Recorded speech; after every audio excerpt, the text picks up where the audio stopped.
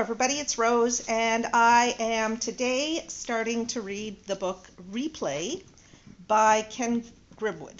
This is a book that was given to me by my daughter. She had read it and she really enjoyed it, and she said, Mom, this is the sort of thing that you would like. She really encouraged me to read it, and so that's what I'm going to do. I'm going to read it. Now, it is a hard copy book. The last one that I read, and most of the others that I'll read in future, will be ebooks. So, you don't hear the page turns and stuff like that. This one here, you might hear me turning pages. I apologize if that happens, but, it is what it is. And so I hope you'll just bear with me. So it looks, chapter 1 is quite short. And I just flipped through, and chapter 2, it looks like the chapters are quite short. So what I'm going to try and do is read for maybe about an hour or so, and I'll do videos that are half an hour to about an hour long, and try and post them as quickly as possible. My mood is going to fluctuate over the coming days and weeks, just like I'm sure your mood is fluctuating. And so, there will be days that I'll feel like doing more in terms of recording or production than other days. So, I hope you'll be patient with me and know that I'm going to get this out to you just as quickly as I can. Okay? So, let's start. Replay. Chapter 1. Jeff Winston was on the phone with his wife when he died. We need, she'd said, and he never heard her say just what it was they needed, because something heavy seemed to slam against his chest, crushing the breath out of him. The phone fell from his hand and cracked the glass paperweight on his desk. Just the week before, she'd said something similar, had said, "Do you know what we need, Jeff?" And there'd been a pause. Not infinite, not final, like this mortal pause, but a palpable interim nonetheless. He'd been sitting at the kitchen table, in what Linda liked to call the breakfast nook, although it wasn't really a separate space at all, just a little formica table with 2 chairs placed awkwardly between the left side of the refrigerator and the front of the clothes dryer. Linda had been chopping onions at the counter when she'd said it, and maybe the tears at the corner of her eyes were what had set him thinking, had lent her question more import than she'd intended. "Do you know what we need, Jeff?" And he was supposed to say, "What's that, hun?" Was supposed to say it distractedly and without interest as he read Hugh Sidey's column about the presidency in Time. But Jeff wasn't distracted. He didn't give a damn about Sidey's ramblings. He was, in fact, more focused and aware than he had been in a long time. So he didn't say anything at all for several moments. He just stared at the false tears in Linda's eyes and thought about the things they needed, he and she. They needed to get away, for starters. Needed to get on a plane, going somewhere warm and lush, Jamaica perhaps, or Barbados. They hadn't had a real vacation since that long-planned but somehow disappointing tour of Europe 5 years ago. Jeff didn't count their annual Florida trips to see his parents in Orlando and Linda's family in Boca Raton. Those were visits to an ever-receding past, nothing more. Nope, what they needed was a week, a month, on some decadently foreign island, making love on endless empty beaches, and at night the sound of reggae music in the air like the smell of hot red flowers. A decent house would be nice too, maybe one of those stately old homes on Upper Mountain Road in Montclair that they'd driven past so many wistful Sundays, or a place in White Plains, a 12-room Tudor on Ridgeway Avenue near the golf courses. Not that he'd want to take up golf. It just seemed that all those lazy expanses of green, with names like Maple Moor and Westchester Hills, would make for more pleasant surroundings than did the on-ramps to the Brooklyn-Queens Expressway and the glide path into LaGuardia. They also needed a child, though Linda probably felt that lack more urgently than he.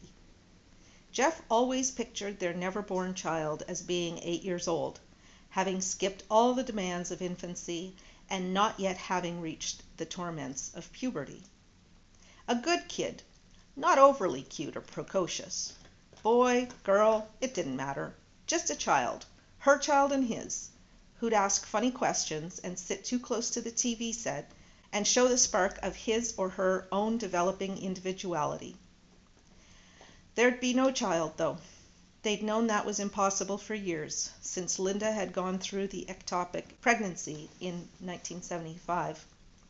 And there wouldn't be any house in Montclair or White Plains either. Jeff's position as news director of New York's WFYI All News Radio sounded more prestigious, more lucrative than it actually was. Maybe he'd still make the jump to television, but at 43, that was growing increasingly unlikely. We need to talk, he thought, to look each other straight in the eye and just say it didn't work. None of it. Not the romance or the passion or the glorious plans. It all went flat, and there's nobody to blame. That's simply the way it happened. But of course they'd never do that. That was the main part of the failure. The fact that they seldom spoke of deeper needs, never broached the tearing sense of incompletion that stood always between them. Linda wiped a meaningless, onion-induced tear away with the back of her hand. Did you hear me, Jeff? Yes, I heard you. What we need, she said, looking in his direction, but not quite at him, is a new shower curtain. In all likelihood, that was the level of need she'd been about to express over the phone before he began to die. A dozen eggs, her sentence probably would have ended, or a box of coffee filters. But why was he thinking all this, he wondered. He was dying, for Christ's sake. Shouldn't his final thoughts be of something deeper, more philosophical? Or maybe a fast-speed replay of the highlights of his life, 43 years on beta scan. That was what people went through when they drowned, wasn't it? This felt like drowning, he thought, as the expanded seconds passed. The awful pressure, the hopeless struggle for breath, the sticky wetness that soaked his body as salt sweat streamed down his forehead and stung his eyes. Drowning. Dying. No, shit no. That was an unreal word, applicable to flowers or pets or other people, old people, sick people, unlucky people. His face dropped to the desk, right cheek pressing flat against the file folder he'd been about to study when Linda called. The crack in the paperweight was cavernous before his one open eye, a split in the world itself, a jagged mirror of the ripping agony inside him. Through the broken glass he could see the glowing red numerals on the digital clock atop his bookshelf. 1:06 p.m., October 18th, 88. And then there was nothing more to avoid thinking about, because the process of thought had ceased. Jeff couldn't breathe. Of course he couldn't breathe. He was dead. But if he was dead, why was he aware of not being able to breathe, or of anything, for that matter?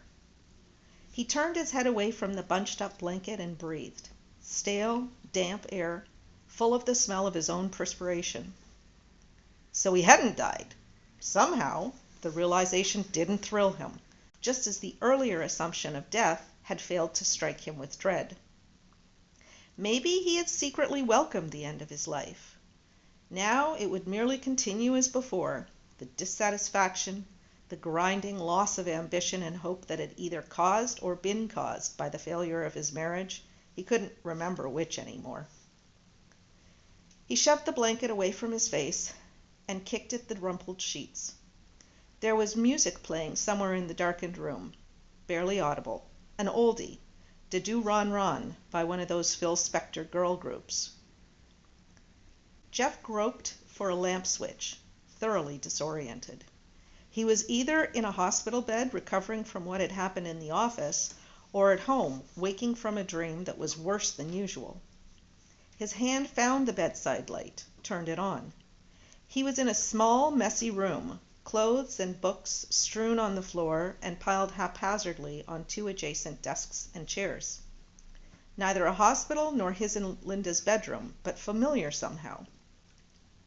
A naked, smiling woman stared back at him from a large photograph taped to one wall. A Playboy centerfold, a vintage one. The buxom brunette lay demurely on her stomach, atop an air mattress at the afterdeck of a boat, her red and white polka-dotted bikini tied to the railing. With her jaunty round sailor's cap, her carefully coiffed and sprayed dark hair, she bore a distinct resemblance to the young Jackie Kennedy. The other walls, he saw, were decorated in a similarly dated, juvenile style. Bullfight posters, a big blow-up of a red Jaguar XKE, an old Dave Brubeck album cover. Above one desk was a red, white, and blue banner that read, in letters made of stars and stripes, "Fuck Communism." Jeff grinned when he saw that. He'd ordered one just like it from Paul Krasner's then shocking little rag, The Realist, when he was in college, when he sat upright abruptly, pulse sounding in his ears. The old gooseneck lamp on the desk nearest the door had always come loose from its base whenever he moved it, he recalled, and the rug next to Martin's bed had a big blood-red stain, yes, right there, from the time Jeff had sneaked Judy Gordon upstairs and she'd started dancing around the room to the Drifters and knocked over a bottle of Chianti. The vague confusion Jeff had felt on waking gave way to stark bewilderment. He threw off the covers, got out of bed, and walked shakily to one of the desks, his desk. He scanned the books stacked there. Patterns of Culture, Growing Up in Samoa, Statistical Populations, Sociology 101, Dr. what? Danforth? Sanborn? In a big musty old hall somewhere on the far side of campus, 8 a.m., always had breakfast after class. He picked up the Benedict book, leafed through it. Several portions were heavily underlined, with margin notes in his own handwriting. WXQI Pick Hit of the Week from the Crystals. Now, this next one goes out to Bobby in Marietta from Carol and Paula. Those pretty girls just want to let Bobby know, right along with the chiffons, they think he's so fine. Jeff turned off the radio and wiped a film of sweat from his forehead. He noticed uncomfortably that he had a full erection. How long had it been since he'd gotten that hard without even thinking about sex? All right, it was time to figure this thing out. Somebody had to be pulling an extremely elaborate joke on him, but he didn't know anyone who played practical jokes. Even if he had, how could anyone have gone to this amount of trouble? Those books with his own notes in them had been thrown away years ago, and no one could have recreated them that precisely. There was a copy of Newsweek on his desk, with a cover story about the resignation of West German Chancellor Konrad Adenauer. The issue was dated May 6, 1963. Jeff stared fixedly at the numbers, hoping some rational explanation for all this would come to mind. None did. The door of the room swung open, and the inner knob banged against a bookcase, just as it always had. "Hey, what the hell are you still doing here? It's 11:15. I thought you had an American Lit test at 10. Martin stood in the doorway, a Coke in one hand and a load of textbooks in the other. Martin Bailey, Jeff's freshman year roommate, his closest friend through college and for several years thereafter. Martin had committed suicide in 1981, right after his divorce and subsequent bankruptcy. "So what are you going to do?" Martin asked. "Take an F?" Jeff looked at his long-dead friend in stunned silence. The thick black hair that had not yet begun to recede, the unlined face, the bright, adolescent eyes that had seen no pain to speak of. "Hey, what's the matter? You okay, Jeff?" "I'm not feeling very well." Martin laughed and tossed the books on his bed. "Tell me about it. Now I know why my dad warned me about mixing scotch and bourbon. Hey, That was some honey you hit on at Manuel's last night. Judy would have killed you if she'd been there. What's her name? Come on, you weren't that drunk. You gonna call her? Jeff turned away in mounting panic. There were 1,000 things he wanted to say to Martin, but none of them would have made any more sense than this insane situation itself. What's wrong, man? You look really fucked up. I need to get outside. I need some air. Martin gave him a puzzled frown. Yeah, I guess you do. Jeff grabbed a pair of chinos that had been thrown carelessly on the chair at his desk, then opened the closet next to his bed and found a Madras shirt and a corduroy jacket. Go by the infirmary, Martin said. Tell him you've got the flu. Maybe Garrett'll let you make up the test. Yeah, sure. Jeff dressed hurriedly, slipped on a pair of Cordovan loafers. He was on the verge of hyperventilating, and he forced himself to breathe slowly. Don't forget about the birds tonight, okay?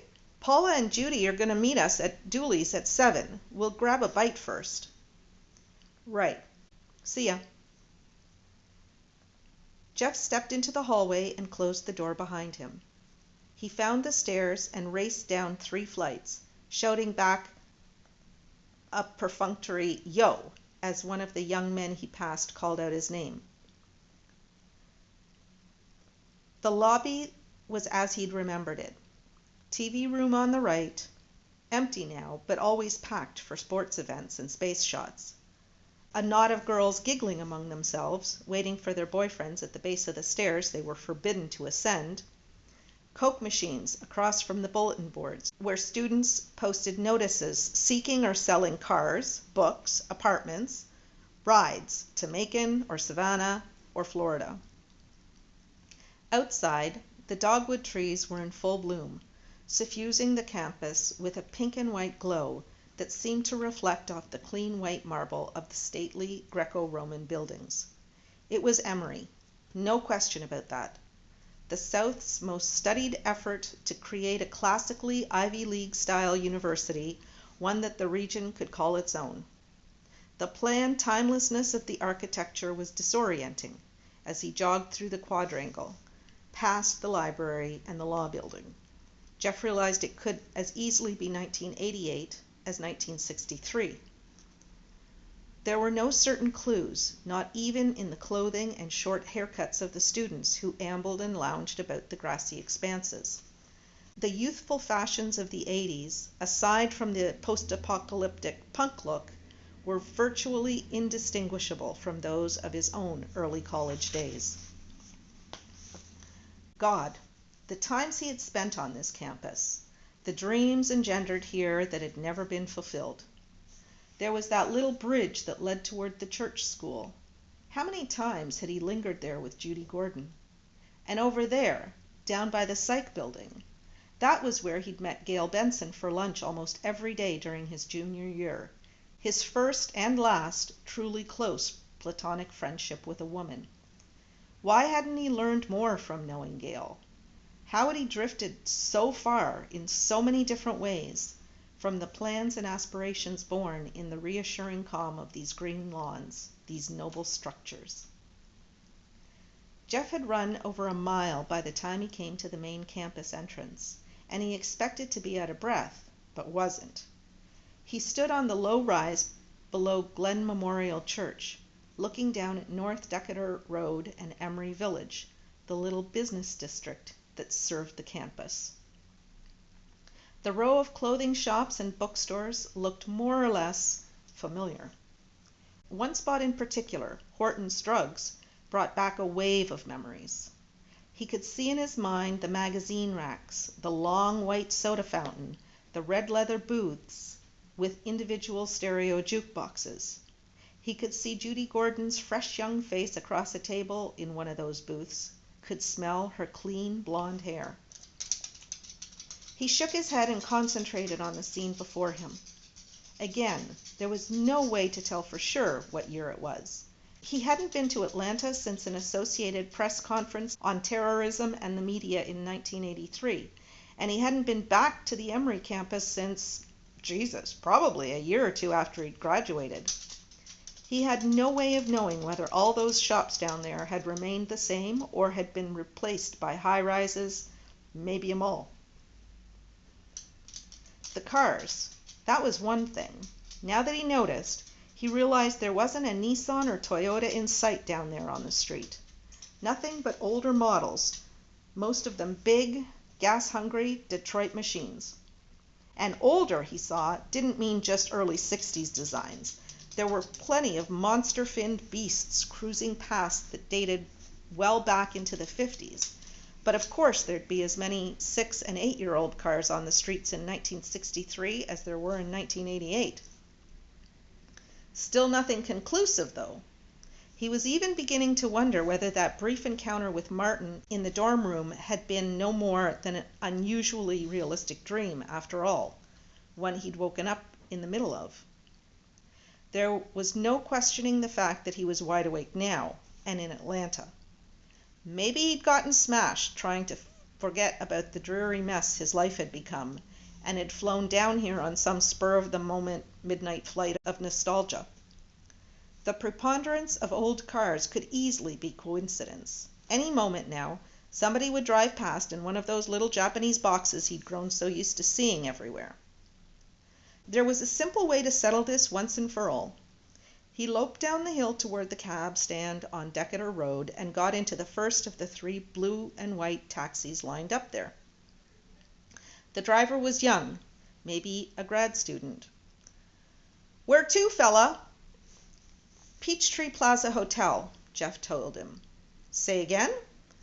"The Peachtree Plaza, downtown." "I don't think I know that one. You got an address?" Christ, taxi drivers these days. Weren't they supposed to take some kind of test, memorize city maps and landmarks? "You know where the Regency is, right? The Hyatt House?" "Oh, yeah. That's where you want to go?" "Close enough." "You got it, fella."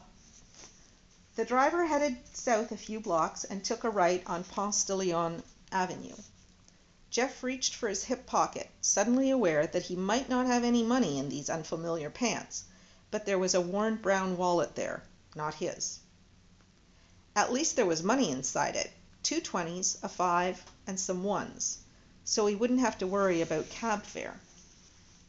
He'd reimburse whomever it belonged to when he returned the wallet, along with these old clothes he'd picked up from where? Who? He opened one of the small compartments of the wallet, looking for answers. He found an Emory University student ID card in the name of Jeffrey L. Winston, a library card from Emory, also in his name, a receipt from a dry cleaner's in Decatur, a folded cocktail napkin with a girl's name, Cindy, and a phone number, a photograph of his parents standing outside the old house in Orlando, the one they'd lived in before his father had gotten so sick, a color snapshot of Judy Gordon laughing and throwing a snowball, her achingly young and jubilant face framed by a white fur collar upturned against the cold, and a Florida driver's license for Jeffrey Lamar Winston, with an expiration date of February 27th, 1965. Jeff sat alone at a table for 2 in the UFO-shaped Polaris bar atop the Hyatt Regency, watching the denuded Atlanta skyline rotate past him every 45 minutes. The cab driver hadn't been ignorant after all. The 70-story cylinder of the Peachtree Plaza didn't exist. Gone, too, were the towers of the Omni International, the gray stone bulk of the Georgia Pacific building, and Equitable's Great Black Box.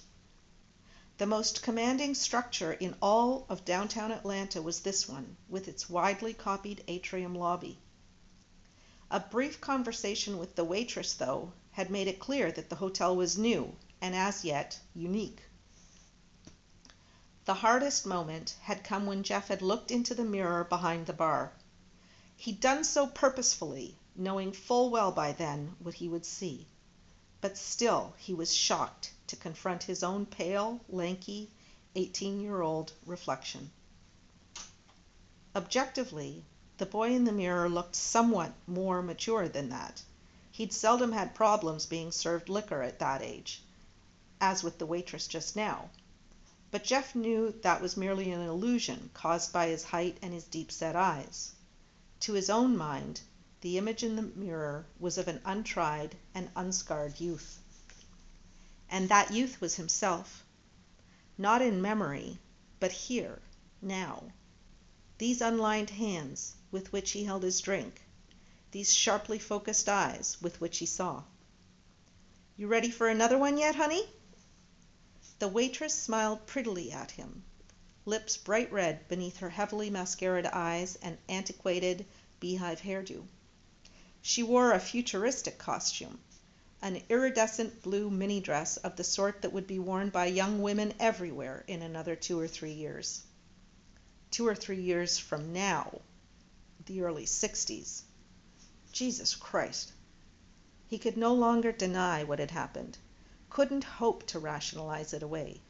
He had been dying of a heart attack, but had survived. He had been in his office in 1988, and now was here, Atlanta, 1963. Jeff groped without success for an explanation, something that would make even the vaguest sort of sense. He'd read a fair amount of science fiction as an adolescent, but his current situation bore no resemblance to any of the time travel scenarios he'd ever encountered. There was no machine, no scientist, mad or otherwise, and unlike the characters in the stories he'd read so eagerly, his own body had regenerated to its youthful state. It was as if his mind alone had made the leap across the years, obliterating his earlier consciousness to inhabit the brain of his own 18-year-old self. Had he escaped death then, or merely sidestepped it? In some alternate stream of future time, was his lifeless body lying in a New York mortuary, being sliced and dissected by a pathologist's scalpel? Maybe he was in a coma. Hopelessness twisted into an imaginary new life, at the behest of a ravaged, dying brain. And yet... "Honey," the waitress asked, "you want me to freshen that up or not?" I think I'll have a cup of coffee instead, if that's all right." "Sure thing. Maybe an Irish coffee?"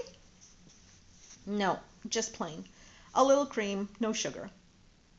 The girl from the past brought his coffee, and Jeff stared out at the scattered lights of the half-built city as they came on beneath the fading sky. The sun had disappeared behind the red clay hills that stretched toward Alabama, toward the years of sweeping and chaotic change, of tragedy and dreams. The steaming coffee burned his lips, and he cooled them with a sip of ice water. The world beyond those windows was no dream. It was as solid as it was innocent, as real as it was blindly optimistic. Spring, 1963. There were so many choices to be made. That's the end of chapter 1.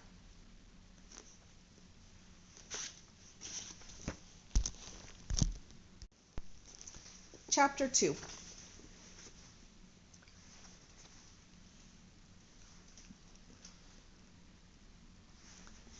Jeff spent the rest of the evening walking the streets of downtown Atlanta, his eyes and ears attuned to every nuance of the recreated past. White and colored signs on public restrooms, women wearing hats and gloves, an ad in a travel agency window for the Queen Mary to Europe, a cigarette in the hand of almost every man he passed. Jeff didn't get hungry until after 11, and then he grabbed a burger and a beer at a little joint near 5 Points. He thought he vaguely remembered the nondescript bar and grill from 25 years ago, as someplace he and Judy had occasionally gone for an after-movie snack. But by now he was so confused, so exhausted by the unending flood of new old sights and places, that he could no longer be sure. Each storefront, each passing stranger's face, had begun to seem disturbingly familiar, though he knew he couldn't possibly have a recollection of everything he saw. He had lost the ability to sort false memories from those that were undoubtedly real. He desperately needed to get some sleep, to shut all this off for a little while, and perhaps, against all hope, awake to the world he'd left. What he wanted most of all was an anonymous, timeless hotel room with no view of the altered skyline, no radio or television to remind him of what had happened. But he didn't have enough money. And of course, he had no credit cards. Short of sleeping in Piedmont Park, Jeff had no choice but to return to Emory, back to the dorm room. Maybe Martin would be asleep. He wasn't. Jeff's roommate was wide awake, sitting at his desk, thumbing through a copy of High Fidelity. He looked up coolly, put down the magazine as Jeff let himself into the room. "So," Martin said, "where the hell have you been?" "Downtown, just wandering around." "You couldn't find time to just wander by Dooley's, huh? Or maybe even wander by the Fox Theater? We almost missed the first part of the goddamn movie, waiting for you." "I'm sorry. I wasn't feeling up to it. Not tonight." "The least you could have done was leave me a fucking note or something. You didn't even call Judy, for Christ's sake. She was going out of her mind worrying about what had happened to you." "Look, I'm really wiped. I don't much feel like talking, okay?" Martin laughed without humor. "You'd better be ready to talk tomorrow if you want to see Judy again. She's going to be pissed as all hell when she finds out you aren't dead." Jeff dreamed of dying and woke to find himself still in that college dorm room. Nothing had changed. Martin was gone, probably to class. But it was Saturday morning, Jeff remembered. Had there been Saturday classes? He wasn't sure. In any event, he was alone in the room, and he took advantage of the privacy to poke at random through his desk and closet. The books were all familiar. Failsafe, The Making of the President, 1960, Travels with Charlie. The record albums, in their new, unfaded, and unwarped sleeves, conjured up 100 multi-sensual images of the days and nights he had spent listening to that music. Stan Getz and João Gilberto, the Kingston Trio, Jimmy Witherspoon, dozens more, most of which he'd long since lost or worn out. Jeff turned on the Harman Kardon stereo his parents had given him one Christmas, put on Desafinado, and continued to rummage through the belongings of his youth. Hangers draped with cuffed HIS slacks and Botany 500 sports jackets, a tennis trophy from the boarding school outside Richmond that he'd gone to before Emory, a tissue-wrapped collection of hurricane glasses from Pat O'Brien's in New Orleans, neatly ordered stacks of Playboy and Rogue. He found a box of letters and photographs, hauled it out, and sat on the bed to sort through the contents. There were pictures of himself as a child, snapshots of girls whose names he couldn't recall, a couple of hamming it up photo booth strips, and a small folder full of family pictures, his mother and father and younger sister at a picnic, on a beach, around a Christmas tree. On impulse, he dug a handful of change from his pocket, found the payphone in the hall, and got his parents' long-forgotten old number from information in Orlando. "Hello?" "Hello?" his mother said, with the distracted tone that had only increased as the years had passed. "Mother?" he said tentatively. "Jeff!" Her voice was muffled for a moment as she turned away from the mouthpiece. "Honey, pick up in the kitchen. It's Jeff!" Then clear and distinct again. "Now, what's this mother business? Think you're getting too old to call me Mom? Is that it?" He hadn't called his mother that since he was in his early 20s. How've you been?" he asked. "Not the same since you left, you know that. But we're keeping busy. We went fishing off Titusville last week. Your father caught a 30-pound pompano. I wish I could send you some of it. It's just the tenderest you've ever tasted. We've got plenty left in the freezer for you, but it won't be the same as it was fresh." Her words brought back a rush of memories, all tenuously related. Summer weekends at his uncle's boat in the Atlantic, the sun bright on the polished deck as a dark line of thunderheads moved on the horizon. The ramshackle little towns of Titusville and Cocoa Beach before the great NASA invasion. the big white freezer in their garage at home full of steaks and fish, and above it shelves of boxes stuffed with all his old comic books and Heinlein novels. "Jeff, you still there?" "Oh yeah, I'm sorry, Mom. I just forgot what I called about for a minute there."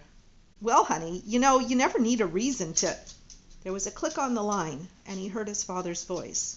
"Well, speak of the devil! We were just talking about you, weren't we, hun?" "That's right," Jeff's mother said. "Not 5 minutes ago I was saying how long it had been since you called." Jeff had no idea whether that meant a week or a month, and he didn't want to ask. "Hi, Dad," he said quickly. "I hear you bagged a prize pompano." "Hey, you should have been there," his father laughed. "Bud didn't get a nibble all day, and the only thing Janet came up with was a sunburn. She's still peeling. Looks like an overcooked shrimp." Jeff hazily remembered the names as belonging to one of the couples his parents had been friends with, but he couldn't put faces to them. He was struck by how vital and full of energy his mother and father both sounded. His father had come down with emphysema in 1982 and seldom left the house anymore.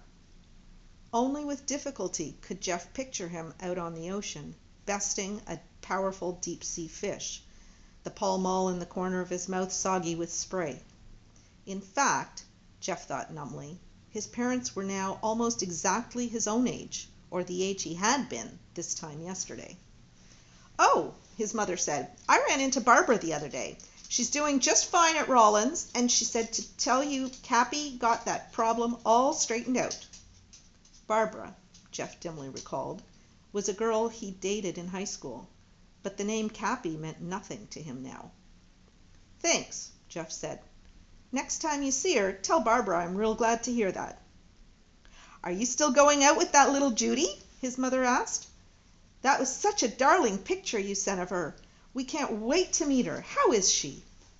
"She's fine," he said evasively, beginning to wish he hadn't made this call. "How's the Chevy doing?" his father interjected. "Still burning oil like it was?" Jesus! Jeff hadn't thought about that old car in years. "Car's okay, Dad." That was a guess. He didn't even know where it might be parked. The smoky old beast had been a graduation present from his parents, and he'd driven it until it finally died on him during his senior year at Emory. "How about the grades? That paper you were griping about, the one on, the one you told us last week you were having some trouble with. What was that, anyway?" "Last week, yeah, the history paper. I finished that. Haven't gotten the grade yet." No, it wasn't for history. You said it was some English lit thing. What was it?" A child's voice suddenly came on the line, babbling excitedly.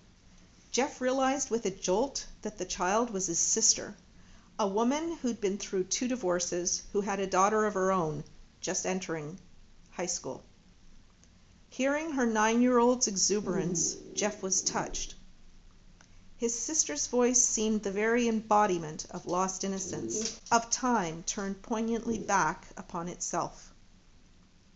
The conversation with his family had grown stifling, uncomfortably disturbing.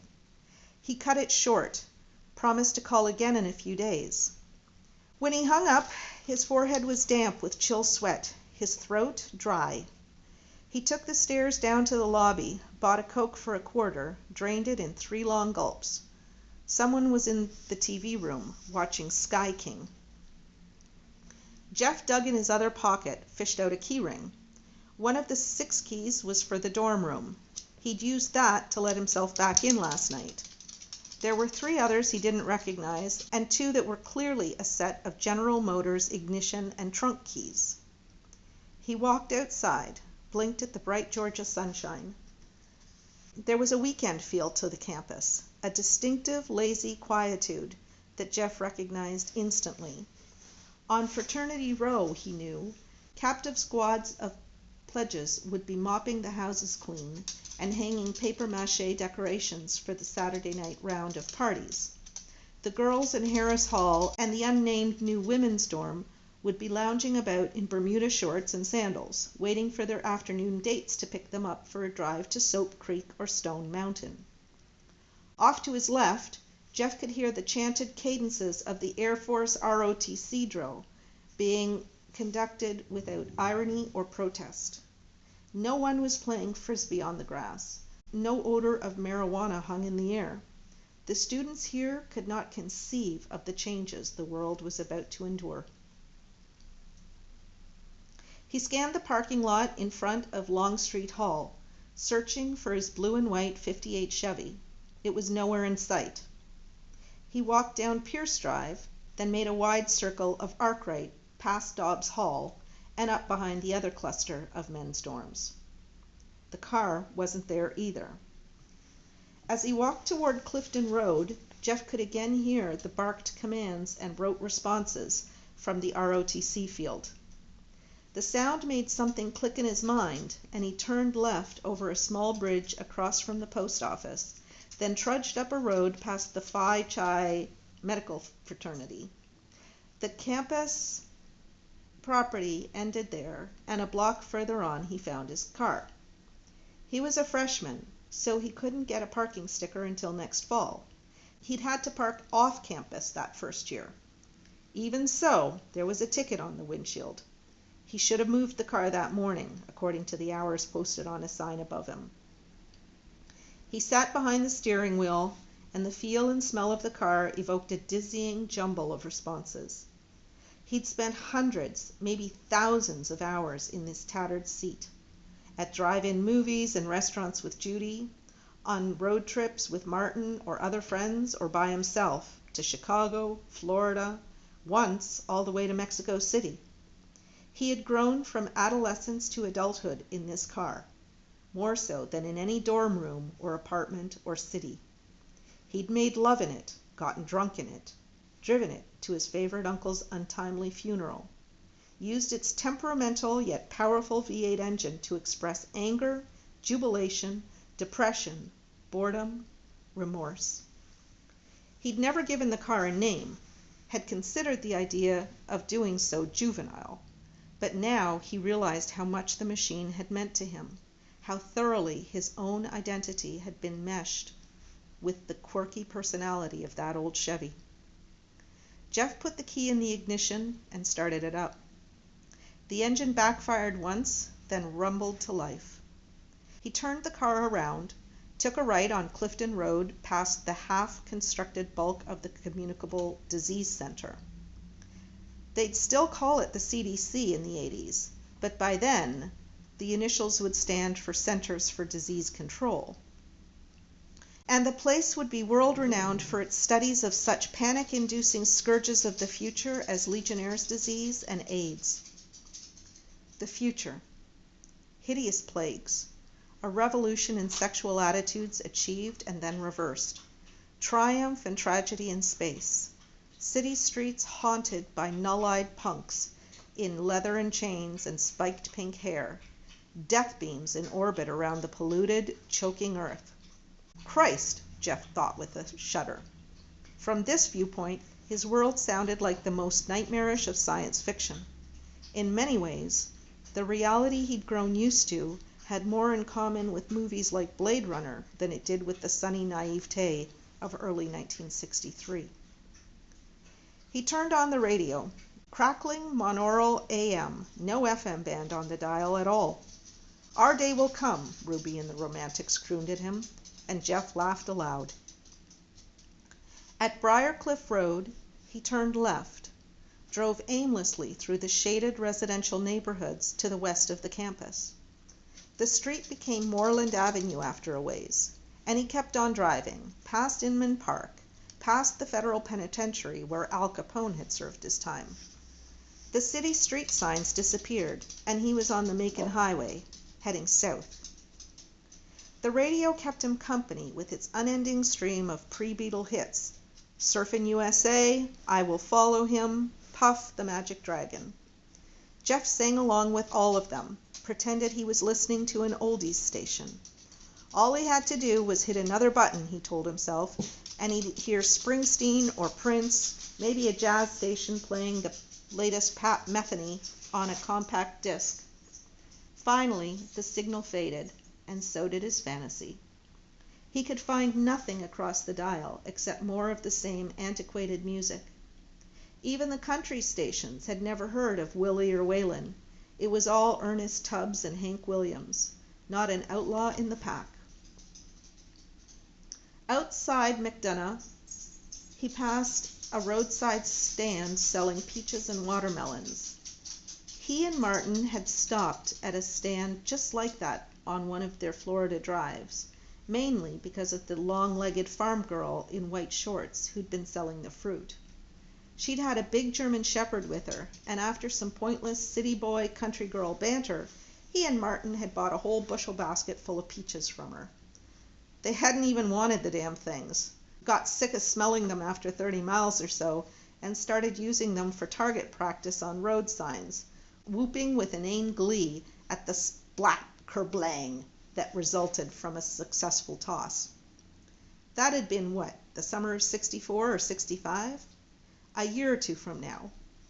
As of today, he and Martin hadn't made that trip, hadn't bought those peaches, hadn't stained and dented half the speed limit signs from here to Valdosta with them. So what did that mean now?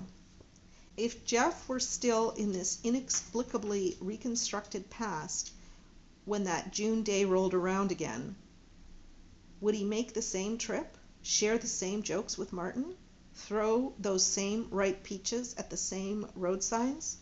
And if he didn't, if he chose to stay in Atlanta that week, or if he simply drove past the girl with the legs and the peaches, then what of his memory of that episode? Where had it come from, and what would happen to it? In one sense, he appeared to be reliving his life, replaying it like a videotape. Yet it didn't seem that he was bound by what had taken place before, not entirely. So far as he could tell, he had arrived back at this point in his life with every circumstance intact, enrolled at Emory, rooming with Martin, taking the same courses that he had a quarter of a century before. But in the 24 hours since he'd reawakened here, he'd already begun to subtly veer from the paths he had originally followed. Standing up duty last night, that was the biggest and most obvious change, though it wouldn't necessarily affect anything one way or the other in the long run.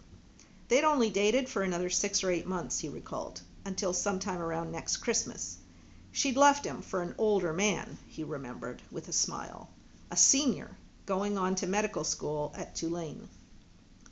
Jeff had been hurt and depressed for a few weeks, then started going out with a string of other girls, a skinny brunette named Margaret for a while, then another dark-haired girl whose name started with a D or a V, then a blonde who could tie a knot in a cherry stem with her tongue. He hadn't met Linda, the woman he would marry, until he was out of college and working at a radio station in West Palm Beach. She'd been a student at Florida Atlantic University. They'd met on the beach at Boca Raton. Jesus, where was Linda right now? 2 years younger than he, she'd still be in high school, living with her parents. He had a sudden urge to call her, maybe keep on driving south to Boca Raton and see her, meet her. No, that wouldn't do at all. It would be too strange. Something like that might be dangerously far afield, might create some horrendous paradox. Or would it? Did he really have to worry about paradoxes? The old killing your own grandfather idea? That might not be an appropriate concern at all. He wasn't an outsider wandering around in this time, afraid of encountering himself at an earlier age. He actually was that younger self, part and parcel of the fabric of this world. Only his mind was of the future, and the future existed only in his mind. Jeff had to pull off the road and stop for a few minutes, head in hands, as he absorbed the implications of that. He'd wondered before whether he might be hallucinating this past existence. But what if the reverse were true? What if the whole complex pattern of the next 2.5 decades, everything from the fall of Saigon to new wave rock music to personal computers, turned out to be a fiction that had somehow sprung, full-blown, into his head overnight here in the real world of 1963, which he had never left? That made as much sense as, maybe more than, any alternative explanation involving time travel or afterlife or dimensional upheaval. Jeff started the Chevy again, got back onto 2-lane US 23. Locust Grove, Jenkinsburg, Jackson. The dilapidated, drowsy little towns of backwoods Georgia slid past like scenes from a movie of the Depression era. Maybe that was what had drawn him to make this aimless drive, he thought. The timelessness of the countryside beyond Atlanta. The total lack of clues to what year or decade it might be. Weathered barns with Jesus Saves painted in massive letters. The staggered highway rhymes of leftover Burma shave signs. An old black man leading a mule. Even the Atlanta of 1963 seemed futuristic compared to this. At Pope's Ferry, just north of Macon, he pulled into a mom-and-pop gas station with a general store attached. No self-service pumps, no unleaded. Gulf Premium for 33 cents a gallon, regular for 27. He told the kid outside to fill it with premium and check the oil. Add 2 quarts if it was low. He bought a couple of Slim Jims and a can of Pabst in the store. Clawed ineffectually at the beer can for a moment or two before he realized there was no pop top. "You must be thirsty, hun," the old woman behind the counter chuckled, "trying to tear that thing open with your bare hands." Jeff smiled sheepishly. The woman pointed to a church key hanging on a string by the cash register, and he punched 2 V-shaped holes in the top of the can. The boy from the gas pumps shouted through the ratty screen door of the store, "Looks like you need about 3 quarts of oil, mister." "Fine, put in whatever it takes. And check the fan belts too, will ya?" Jeff took a long sip of the beer, picked a magazine from the rack. There was an article about the new pop art craze, Lichtenstein's blow-ups of comic strip panels, Oldenburg's big, floppy vinyl hamburgers. Funny, he'd thought all that happened later, 65 or 66. Had he found a discrepancy? Was this world already slightly different from the one he thought he knew? He needed to talk to somebody. Martin would just make a big joke of it all, and his parents would worry for his sanity. Maybe that was it. Maybe he should see a shrink. A doctor would at least listen and keep the talk confidential. But an encounter like that would carry the unspoken presupposition of a mental problem, a desire to be cured of something. No, there was really no one he could discuss this with, not openly. But he couldn't just keep avoiding everyone for fear it might come out. That would probably seem stranger than any anachronistic slip of the tongue he might make. And he was getting lonely, damn it. Even if he couldn't tell the truth, or whatever he knew of the truth, he needed the comfort of company, after all he'd been through. "Could I have some change for the phone?" Jeff asked the woman at the cash register, handing her a 5. "Dollars worth okay? I want to call Atlanta." She nodded, hit the no-sale key, and scooped some coins from the drawer. "Dollars worth'll be plenty, hun." And that's the end of chapter 2. And that is an hour of me reading. So I think I will stop for this video. And I will start reading for the next video now. I hope you're enjoying this. I'm finding it interesting. I'd never read this book before. And so, yeah, I'm not quite sure what to expect from it, except from what my daughter said, it's something that I will enjoy. I hope you enjoy the ride along with me.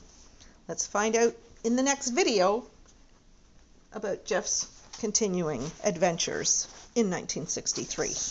Thanks for listening, everybody, and I hope you've enjoyed this.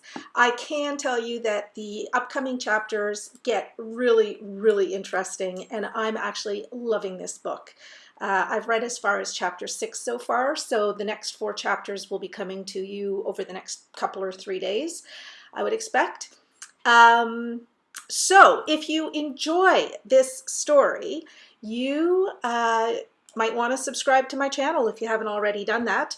And if you have subscribed to my channel and you've clicked the bell for notification, then the only thing left for you to do is decide whether you want to become a patron. For $2 a month, you will be able to support me in what I do, and I do try to give you some exclusive content that my YouTube viewers don't otherwise get. So think about patronage. In any case, I hope you have a wonderful, wonderful day today, and I will be back to you tomorrow, I expect, with Chapter 3. Take care, everybody. Bye-bye for now.